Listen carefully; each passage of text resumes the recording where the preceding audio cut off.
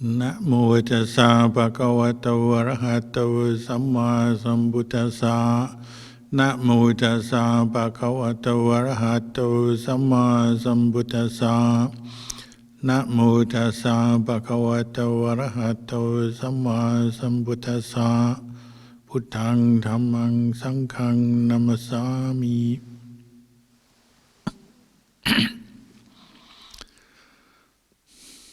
And blessings on this chilly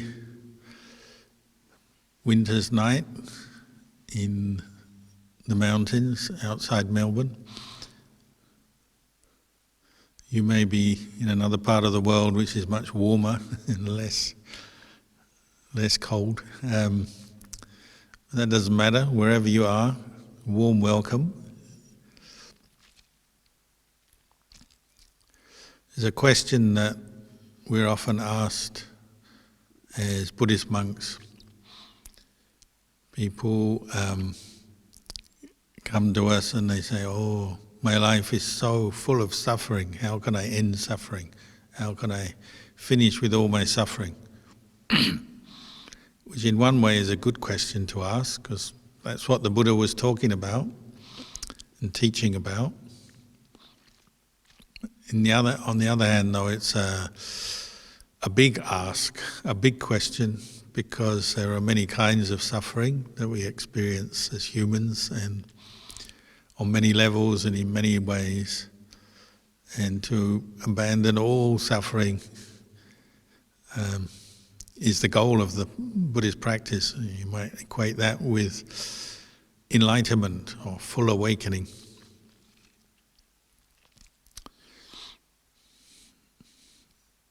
My teacher Ajahn Chah often would say, if you are suffering, it must be because you're attached to something. You're clinging, you're attached. And that brings up another question. Well, what do you do about clinging or attachment? Well, you have to practice not clinging or letting go, we say. So then we get this teaching, Buddhism teaches us to let go so that we don't suffer. And that brings up another question, another doubt in people's minds, because they say, well, if you let go of everything, what's left? And how can you practice Buddhism if you just let go of everything? Does letting go mean you let go of the Buddha, the teachings, the way of meditation, precepts, compassion, whatever qualities and practices and good things you might associate with the Buddhist path and the Buddhist teachings? Do I let go of all of that in order to end all my suffering?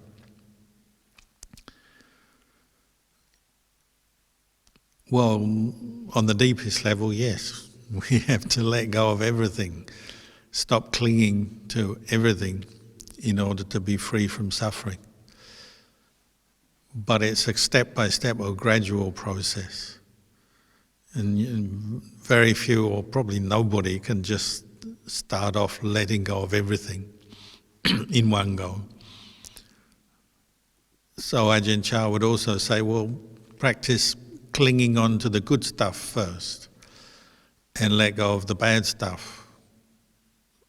The unskillful thinking, the wrong views, the unskillful speech, the unskillful behaviour that comes from our wrong views.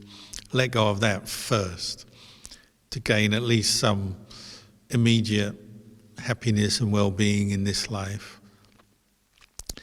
And then maybe over time, as you refine your practice of insight and your understanding of the path, then maybe even the good stuff in the long run, stop clinging to that, because anything you cling to will bring you suffering, even the good things.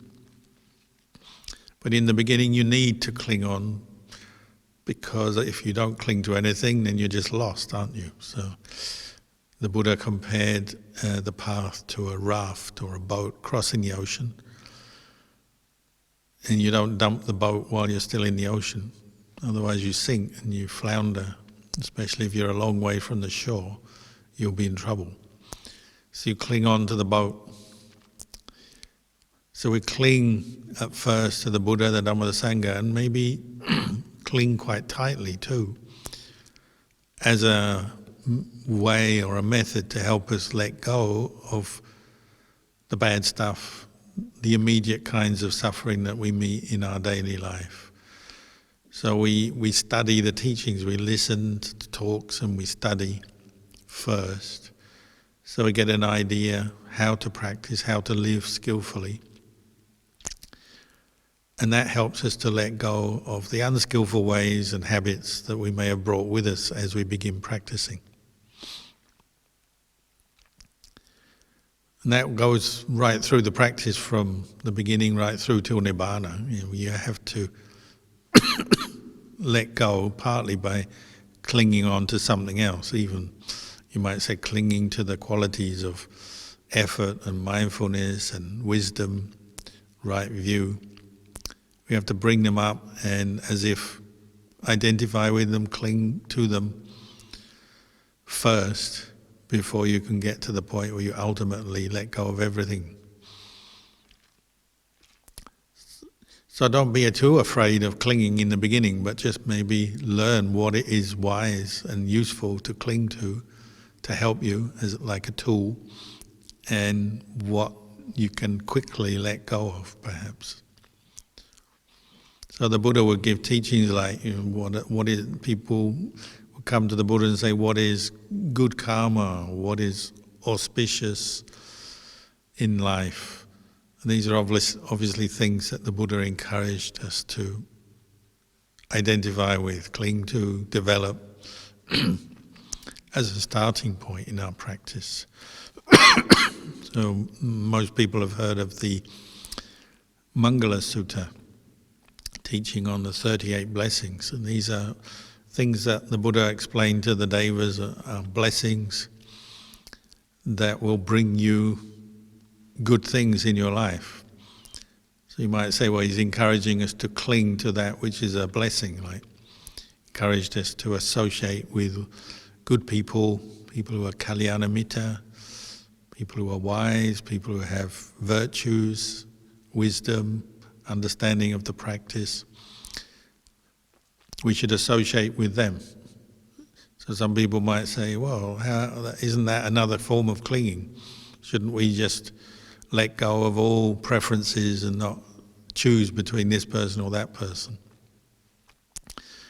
Of course, in practice, sometimes you don't get much choice in life, because you say you go to work somewhere, well, you don't choose who you work with. If you're coming into that job, that place of employment, you may just have to accept whoever's there. We have to accept our family members too. You're born into your family, you just have to accept who they are, whether you get on well together or not. You just have to accept that. So in some situations we can't be too choosy, but where you can choose and decide, well, the Buddha said, well, seek out those people who practice and live in a virtuous way. People who practice mindfulness are always good to associate with. It's one of the causes for our own mindfulness to improve. If you spend time with, or in the language I used to use, if you hang around with people who are mindful, some of that might rub off on you. That's one reason I went to live in a monastery, is because I realized the people I lived with in the world are not that mindful. Not that I look down on them, but I just being honest. And the people around me in my lay life were not so mindful. I thought, well, if I seek out people who practice the path, meditate, keep precepts, consciously practice mindfulness in daily life, listen to the Dhamma and respect the Dhamma, that will probably have a good effect on me if I'm in such a place. So that led me to want to find a monastery to practice. That doesn't mean to say I turned my back on everyone else I knew, family and friends. It just was a simple seeking out of those people who practice the Dhamma, because I could see it would have a good influence on me, because I was brand new to the Dhamma when I began. And many other things the Buddha encouraged us to see as blessings in our life, and not to just say, oh, give up on everything or let go of everything. So things like he'd say, look after your parents, your family, that's a blessing. When you look after the people who have looked after you, it generally leads on to very good things. It's a good kind of karma to make. It's a skillful action. And you learn many things by looking after your parents. Looking after teachers is the same. If you have a teacher who teaches you the Dhamma, that teacher is somebody who is, I would suggest, a very valuable person in your life. They're maybe helping to explain the path of practice to you. They know more than you do. They probably set a good example in their behavior. They're somebody you should look after. So to look after teachers like we look after parents is auspicious. It's a blessing. To learn skills is a blessing. You might say, oh, I'm practicing for Nibbana, I'm letting go of everything. And there is a time and place for letting go of our knowledge and skills, but at the same time we can use our skills and knowledge to help ourselves and others in the practice, in the course of the practice. So the Buddha didn't just say, oh, set aside everything and don't value any kind of skill or craft or knowledge of the world that you've gained. You may be able to put that to good use. Some people often, they don't know that in the time of the Buddha, Venerable Mahamoggallana was considered foremost in the ability to use his mind and develop deep states of samadhi and develop what we call the abhinya, the higher knowledges, the psychic powers. He was foremost in that. He had great psychic ability, great samadhi, and he was a fully enlightened arahant. But he also would oversee building projects in the monastery sometimes. When they had to build a kuti, he would organize the monks and any lay people who were coming to help build that dwelling place for a monk. And so people might think, oh, how come Mahamoggallana, this great arahant with psychic powers, he's spending his time building a kuti? Well, because he could. He had that skill, that knowledge, and he could put it to good use. Same with Ajahn Chah, my teacher. Occasionally he would lead a building project in his monastery, and everyone believed he was an arahant. But when they needed to build a wall around the forest because people were stealing the trees, cutting the trees down, Ajahn Chah was there leading the monks in building the wall around the forest to protect it. So there are skills and knowledge that we can develop and use to good effect as we practice the Dhamma. We don't need to let go of everything in the beginning. But we do need to know what is auspicious and inauspicious. So your knowledge of the Dhamma, knowledge of the teachings, listening to the Dhamma, discussing the Dhamma, that's considered auspicious, helpful, not to be given up too quickly or let go of too quickly. But belief in things that you might call superstition, that are not coming from the words of the Buddha or are not part of the path, such as superstitious beliefs in good luck, bad luck, that kind of thing, and black magic, white magic, whatever. The Buddha said, well, that's not auspicious. It doesn't yet lead to you developing insight into the path and freeing your mind from defilement, and it may actually increase your suffering, because if you believe too much in follow superstitious views, then it can become very confusing, and it can cloud your mind and delude you, stop you from seeing the truth.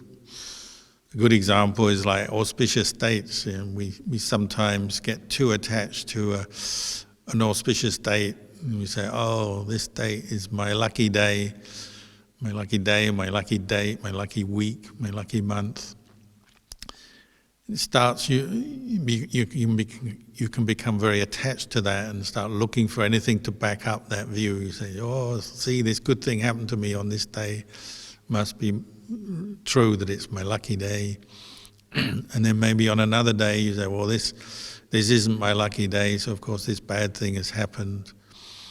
But maybe there's many other causes and conditions lying behind those good and bad things that arise in your life. Nothing to do with the date or the day of the week.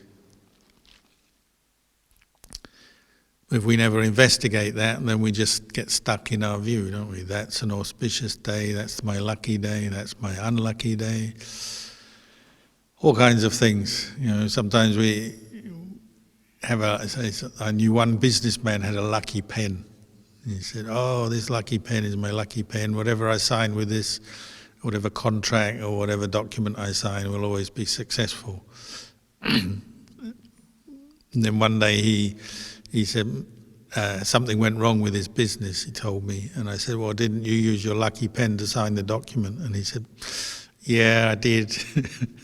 But I got cheated by somebody.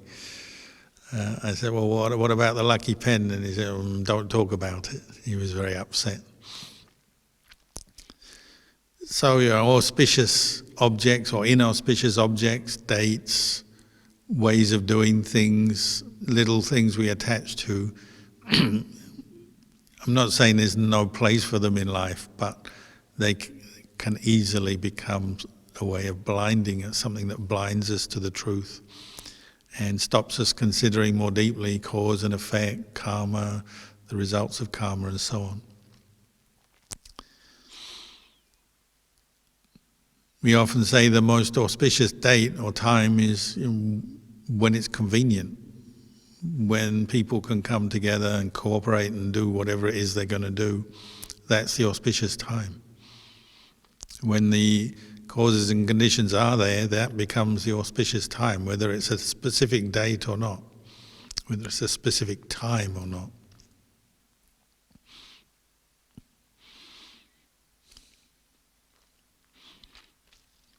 Respecting and giving value to people who do good in the world is an auspicious thing. The Buddha encouraged us to not only seek out those who are wise, virtuous, good people, but to actually respect them, give value to them, what they say, what they do. Sometimes people don't fully understand that. They say, "Oh, we should find, good people, good teachers." But when they find a good teacher, they don't actually listen to them or follow what they say. It's almost a kind of consumer thing. Go around the world finding the good teacher, ticking the box. Oh yeah, I've practiced with that teacher. I've heard that teacher, and then they move on to the next one. So they treat the teacher almost like just a kind of a consumer product, no different from going to eat in a certain restaurant or buying a certain product. I've had that product. I know what it's like. Now I'm moving on to the next. They don't really value the teacher or the good person that they could benefit from. So the Buddha encouraged us to respect and value teachers. That's an auspicious thing. You hear sometimes people say, "Oh, don't attach to the teacher because you'll weaken your practice. You've got to learn to be independent, think for yourself." And on one level, of course, that's true. We also have to develop our own wisdom faculty, our understanding, learn how to consider things for ourselves. That's true. But until your right view is established, your wisdom faculty is well established, and you also have to use the wisdom of the teacher. And the teacher can save us a lot of pain and suffering by pointing us in the right direction. Especially in the beginning of our practice, we come into the practice of Dhamma with a lot of pride, conceit, or what we'd call ego these days. And if you have a teacher that you look up to, as long as they are somebody who has a basis in morality, virtue, they have some understanding of the practice, that can be a really useful thing, because if you have someone you look up to and listen to and respect, that helps you to let go of some of your own pride. And how else are you going to do it? Because pride and conceit is so close to us, it's so ingrained in the way we think, the way we relate to the world. If you don't have any kind of teacher that you look up to, that you may receive what we say admonition from, or criticism or feedback from, there'll be a lot of things you probably don't notice about yourself. Maybe everyone else notices, but you're the last one to notice, bad habits or wrong views that we cling to with a sense of self. Often it's a teacher who will help you point these things out to you. So looking up to people who are virtuous, wise, peaceful people can be a very useful way not only to get guidance in the practice, but to reflect back on ourselves and see where we're going wrong. I always remember the story of the man who came into Ajahn Chah's monastery with a lot of pride and conceit and thought he knew a lot about the Dhamma. And Ajahn Chah would never give him an instruction to do what he wanted to do. He always wanted to go off and meditate, and Ajahn Chah would say, come and sweep leaves. Or when there was some work project, come and do this work project. Or help in the kitchen, carrying food or washing up. And this man, every time Ajahn Chah gave him this instruction, he had a voice coming up in his mind saying, I came here to meditate, I came here to be enlightened. Why is he making me wash dishes? Why is he making me sweep leaves? He really looked down on those kind of activities, thinking they were beneath him or they weren't really related to Dhamma practice or meditation. But after a while, a long while, many months of this, he started to get the point. He's like, Ajahn Chah's got a really good way of helping me to see my own conceit. Because every time he received some instruction to do something he didn't really want to do, his mind would throw up all these views and opinions, all this suffering, and then after a while he started to realize, this is my own self-generated suffering, and Ajahn Chah is helping me to see it. At one point he went to see Ajahn Chah and said, why do you make us chant so much? In a monastery we do quite a lot of chanting. We chant suttas and parittas, just like this Mangala Sutta I just mentioned, the Buddha's teaching on the 38 blessings. You learn to chant that in the Pali language. You have what we call evening chanting, morning chanting. We chant suttas, we chant reflections. In Ajahn Chah's monastery, sometimes you would chant together as a group for maybe 1 hour at a time. So this man, he'd become a monk, and he went to Ajahn Chah and he said, I don't want to do any chanting. I think it's a disturbance to my practice. I'm here to meditate. Again, his conceit and his attachment to his views came up, and Ajahn Chah said, what's so bad about chanting? When you chant, are you doing anything evil or unwholesome? And the monk thought about it. Well, no, but it takes up a lot of time. And Ajahn Chah just said, can you be mindful while you're chanting? And the monk had to admit, it's a fairly peaceful activity. You're just focusing your mind on the sound of the words, maybe reflecting on the meaning of the words.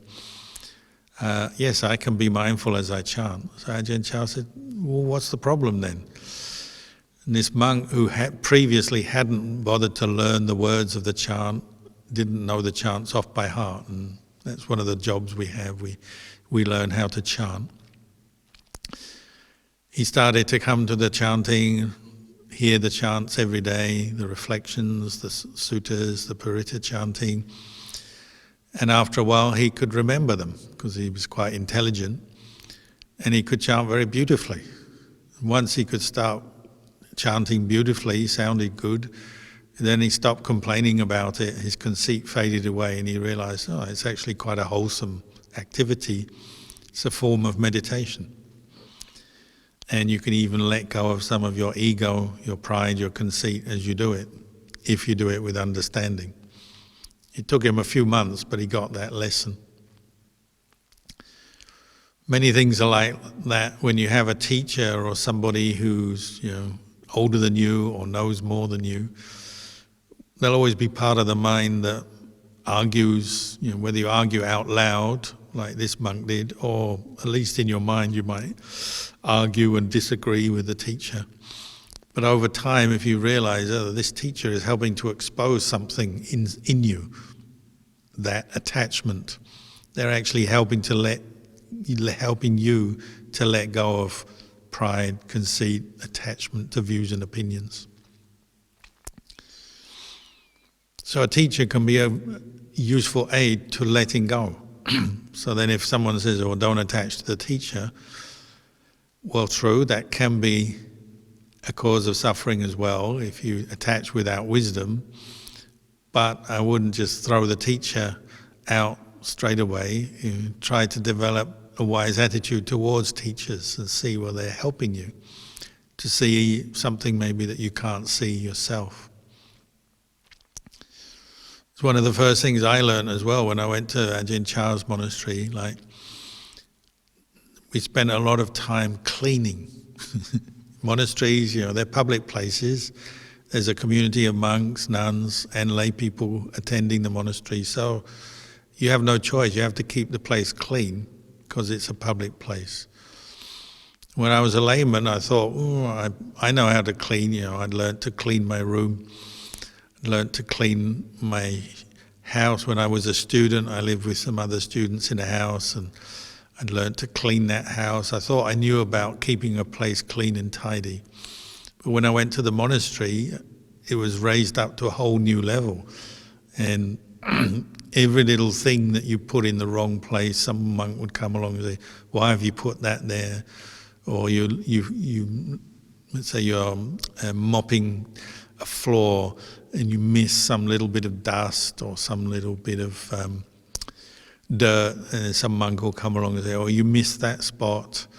Or if you are dusting the shrine, we always have a shrine like the shrine behind me. If you missed a bit of dust, some monk would come along and say, oh, you missed that bit of dust. Look, you can't leave that dust there. That's disrespectful to the Buddha. So after a while, you really learn how to let go of your pride, your ego, as you're doing very ordinary tasks like mopping floors, dusting shrines, sweeping leaves. Monks would come along and tell you you've done it wrong or you missed a bit. There'd always be a voice would come up and say, oh, who is he to tell me? One of the first things you do is you look around at the one who's telling you, oh, did he miss something? And you want to get back at them maybe. But after a while you get the point. They're just helping you to be more mindful, pay more attention, and your skills in cleaning and maintaining buildings and grounds of a monastery go up a new level. One time I even swept the whole meditation hall and finished and thought I'd done a good job, and then a monk walked in and said, we need to sweep the meditation hall. And I said, we've just done it. And he said, we'll do it again. And he helped me, and we just swept the whole floor a second time. It was a massive meditation hall. He said, oh, it doesn't matter. If you do it a second time, it will be twice as clean as before. All the better. And he quoted Ajahn Chah's famous teaching that, when you sweep the floor, you're sweeping your mind. You're letting go of some of your ego as you do that. So it's not wrong or not a bad practice sometimes to do something that's useful a second time over.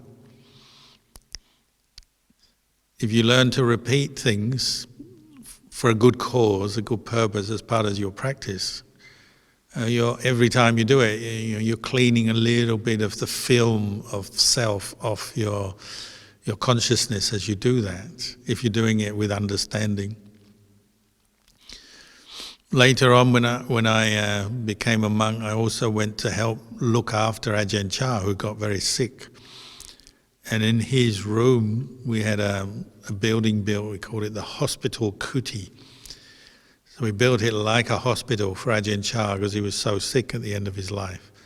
And we had a bedroom, a room with a hospital bed and hospital equipment.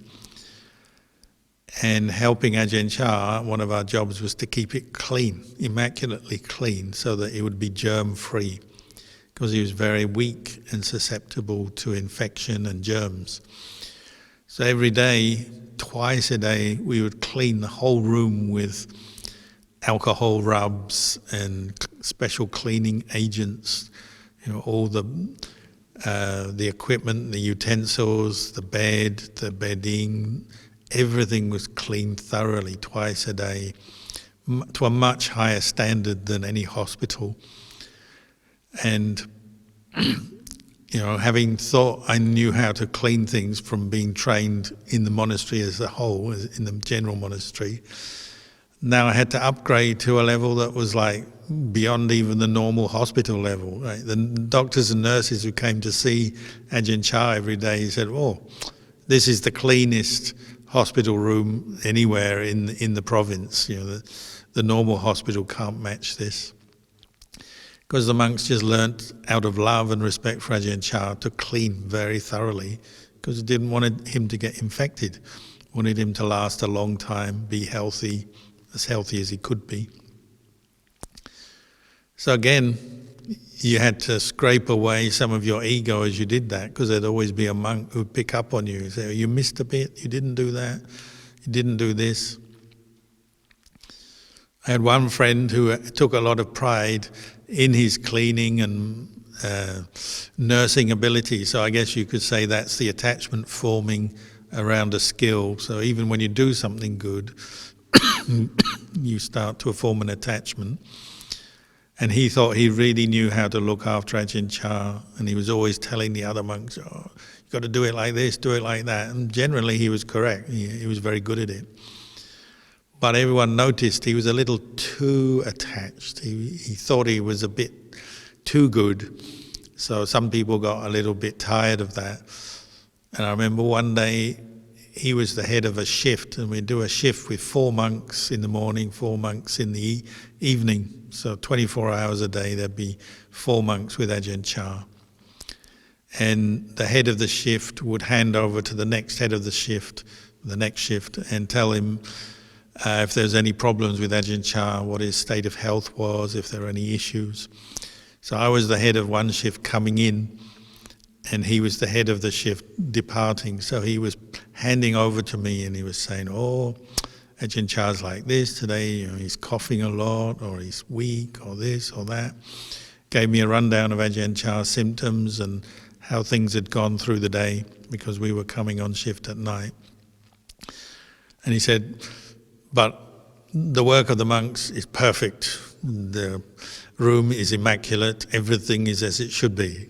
He said that with great confidence and great pride. And then one of the monks noticed that Ajahn Chah's urine bottle, because we had would use a urine bottle for Ajahn Chah, had been tipped over, and so all his bedding was covered in urine. So this monk was roundly criticized, and you could see all his pride and ego drop away very quickly, because he realized he made a mistake. Things like that would happen all the time, whether it's to yourself or to someone else around Ajahn Chah. The standards were very high, so then that also meant that the opportunity for this kind of refined suffering, hurt pride, hurt ego, would come up all the time. So it's a very good environment to practice in.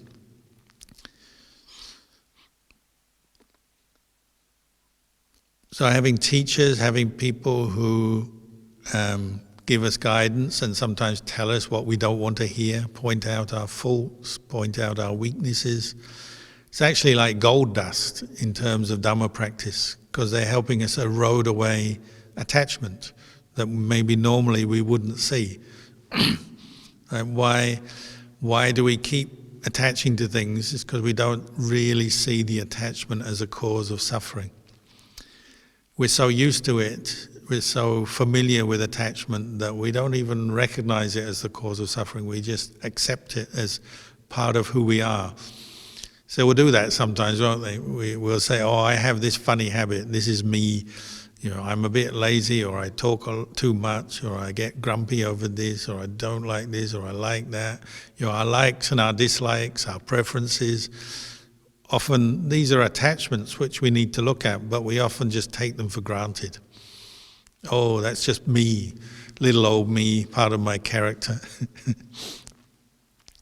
And if no one else is around to point it out, well, we might never really see these habits and how we're attaching to them. Everyone has their own way of doing things, don't they? Even Buddhist meditators, Buddhist practitioners, monks, nuns, everyone has their own way. So it's quite good to be in a place where that's challenged sometimes, or other people do things in a different way than you. That can be quite healthy for us, up to a point. Sometimes it goes too far. Ajahn Chah used to say it's like, just pebbles rubbing against each other. He'd say when you come into the monastery, your ego is a little bit spiky. Somebody does things different than you, and it hurts, and you're annoyed, and you're irritated with them, and you express your views and opinions, and some people are very stubborn, and they don't want to listen to anyone, they don't want to cooperate. He'd say they're spiky, like the stones on top of a mountain. When you have a mountain with rocks, the stones are all sharp, jagged.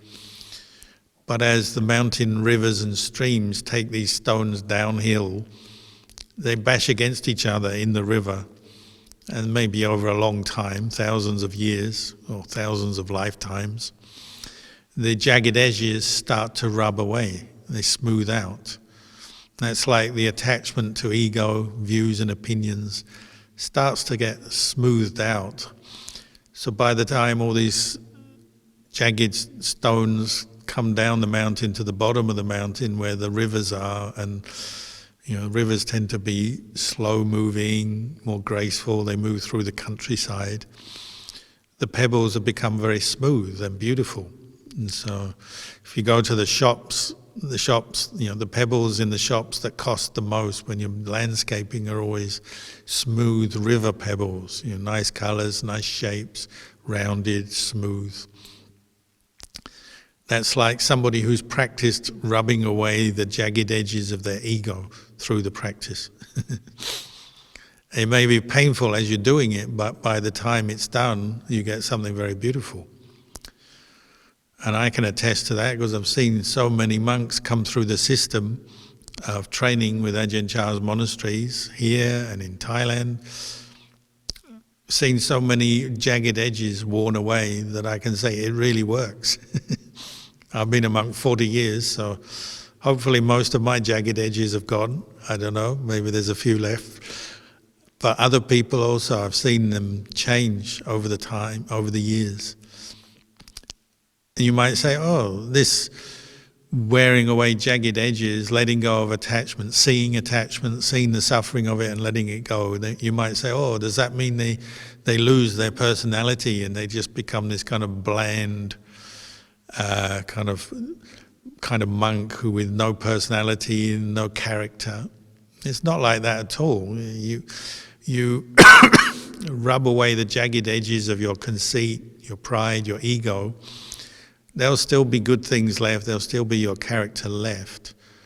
But the bits that cause you and other people suffering, they're the bits you're rubbing away. So you become more peaceful and happy in yourself, and generally the people you meet and are engaged with also become happier because of it. course, in the higher levels of the Dhamma practice, we are learning to let go of everything. So even our pride in our own meditative ability, maybe you have an ability to concentrate your mind and develop samadhi, and you have this sort of feeling, oh, I can really meditate, I can sit down however I feel, whatever time of day, I can calm my mind, enter a state of concentration, perhaps. You might feel like that. But that's still an attachment, isn't it? Something you have to investigate. Or you might know a lot, you've read a lot, you've listened to a lot, and you know a lot of Dhamma, and you can answer all kinds of questions and explain all kinds of things to other people, and that may be very useful. But still, if you attach to that knowledge with this sense of conceit, pride, I know a lot, then it's going to be a cause of suffering to you. At the very least, you may end up with a lot of disagreements because you'll dispute with other people who have a different kind of knowledge or different understanding of the Dhamma. Or maybe somebody comes along and says, oh, you don't know as much as you think you do, and straight away you're hurt. So pride and conceit will come into our practice at every level.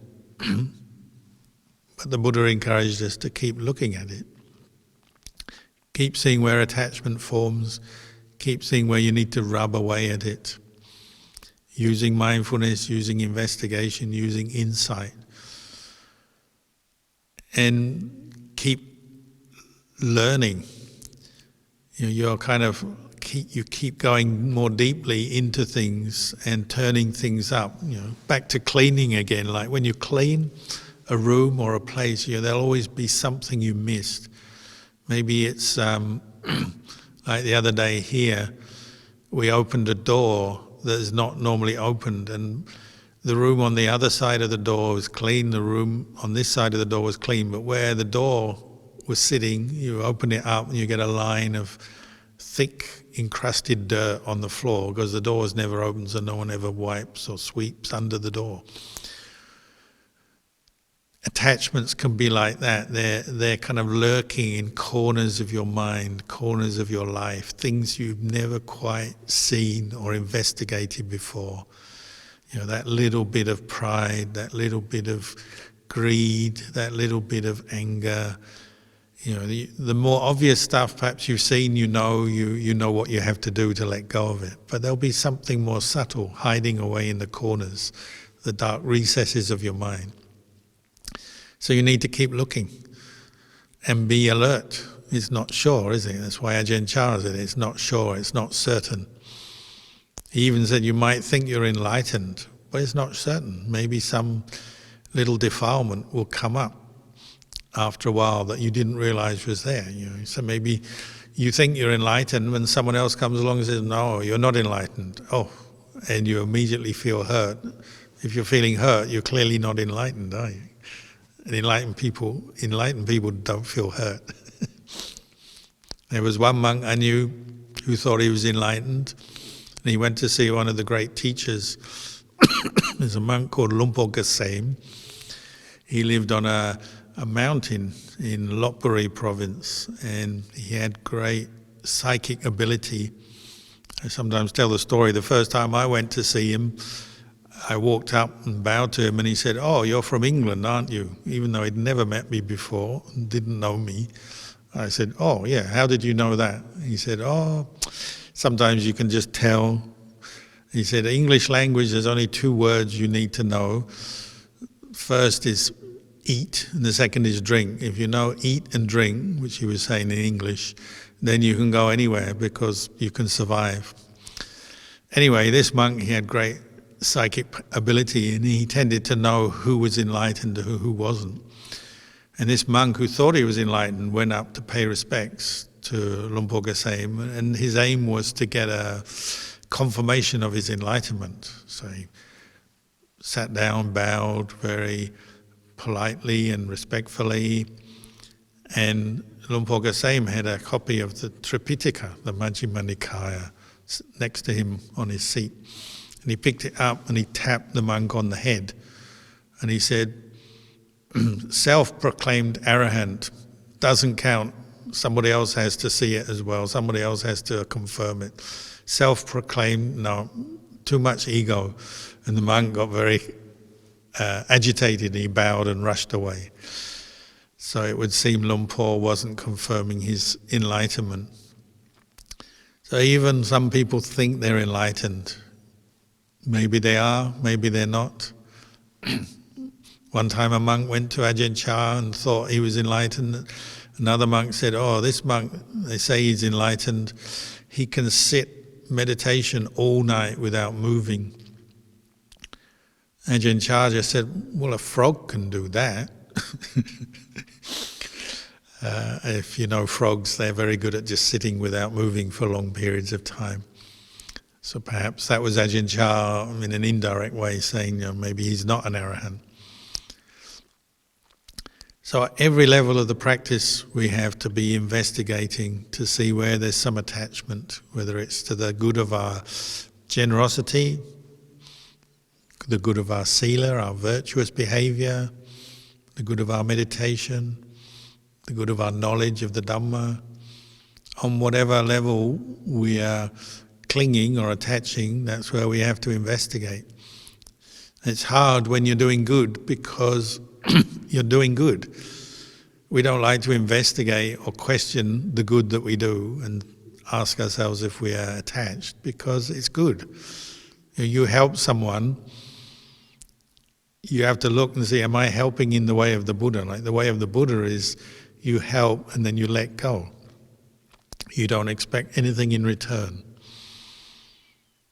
What we tend to do is we help someone and secretly or deep down we're hoping that somebody sees us or recognizes or that person is grateful to us and maybe hoping they'll come back and help us later on, who knows. But if you do have that kind of attachment, then you're going to suffer, aren't you, if they don't do what you want. If they don't recognize the good you've done, the help you've given, then you're going to suffer when that happens. Or maybe they're totally ungrateful, and occasionally that happens.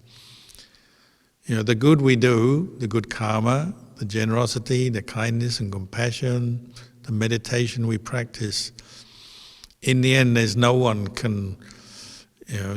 to stand there and recognize it and give us a certificate or give us some pat on the back and tell us, oh, you're really good. If you're seeking that, then you still haven't understood what the Buddha was teaching. In the end, the Buddha was saying we have to let go of everything, every little bit of self.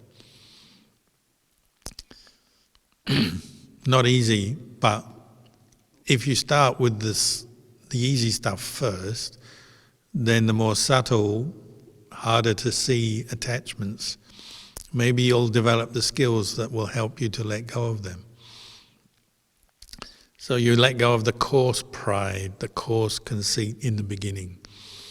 Somebody criticizes you, the first thing to do is learn to let go of your anger, isn't it? And not get angry and respond with an argument, but you just say, what are they saying? Is it true or not? Nowadays you get a lot of that, don't you? Because everyone uses social media, emails, texts, and all the different social media. We're always criticizing each other, putting each other down, complaining about each other. You have to learn how to reflect on that. What they're saying, is it true or not? And if it's not true, you just have to ignore it, don't you? So the first thing maybe is just learn to let go of the anger, the angry reaction. Then later maybe look for the subtle conceit that may form around your particular view of the world, your view of yourself, your view of the world around you, other people. There'll be ever more refined layers of conceit. As you practice, you can sort of peel them off by investigating, seeing the suffering that comes whenever you attach to your idea, your view, your pride, the sense of self, wherever it forms. So we have to keep looking.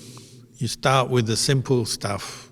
You let go of the more coarse attachments to views and opinions, anger, greed and desire, selfishness.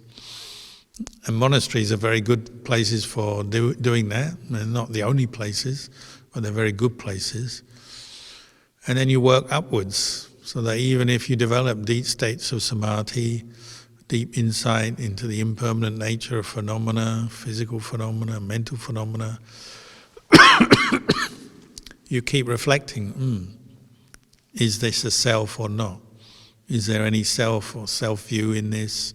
Is there any attachment in this? Every time you have what we call a good meditation, you reflect, is this good meditation permanent or impermanent? What's impermanent isn't lasting happiness, so we call it dukkha, it's unsatisfactory.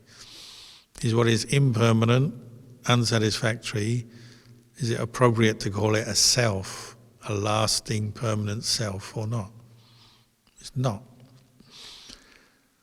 So states of peace, happiness in our meditation, they're important to develop. Certainly shouldn't abandon them or give them up, but at the same time we have to reflect, and these are not self. Don't cling to them too tightly, because they'll change. When they change, then we can get disappointed very easily. So one person said the practice of Dhamma is really learning to be more resilient and toughening up towards the conditions of the world, because nothing goes the way you want. Whenever you attach to something, you're always laying the causes for suffering, because it won't go the way you want. You help someone, and they're not grateful, or they don't appreciate you. You keep the precepts, and other people still want to bully you or take advantage of you. You meditate, make your mind peaceful, but then sometimes it doesn't last.